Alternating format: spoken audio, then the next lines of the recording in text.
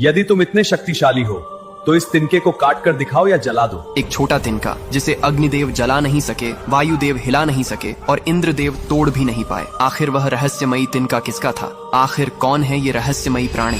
कहानी शुरू होती है। समुद्र मंथन के बाद जब देवताओं को अमृत प्राप्त हुआ तो वे स्वयं को अजेय और सबसे शक्तिशाली समझने लगे। इंद्र, अग्नि, वायु और अन्य देवताओं के मन में धीरे धीरे अहंकार भर गया। वे सोचने लगे कि असुरों पर विजय केवल उनकी शक्ति से हुई है। देवताओं के इस बढ़ते अभिमान को देखकर भगवान शिव ने उन्हें शिक्षा देने का निश्चय किया। उन्होंने एक रहस्यमयी यक्ष का रूप धारण किया और देवताओं के सामने प्रकट हुए। यक्ष ने देवताओं से पूछा, तुम किस बात पर इतना गर्व कर रहे हो? देवताओं ने उत्तर दिया कि वे संसार के सबसे शक्तिशाली हैं और कोई भी काम कर सकते हैं। तब यक्ष मुस्कुराया और उसने जमीन से एक छोटा सा तिनका उठाकर उनके सामने रख दिया। उसने कहा, यदि तुम इतने शक्तिशाली हो तो इस तिनके को काट कर दिखाओ या जला दो। सबसे पहले अग्निदेव आगे आए। उन्होंने कहा कि वे सब कुछ जला सकते हैं। उन्होंने अपनी पूरी अग्नि शक्ति उस तिनके पर लगा दी, लेकिन तिनका जला ही नहीं। फिर वायुदेव आए और बोले कि वे पर्वत तक उड़ा सकते हैं। उन्होंने पूरी शक्ति से उस तिनके को उड़ाने की कोशिश की, पर वह हिला तक नहीं।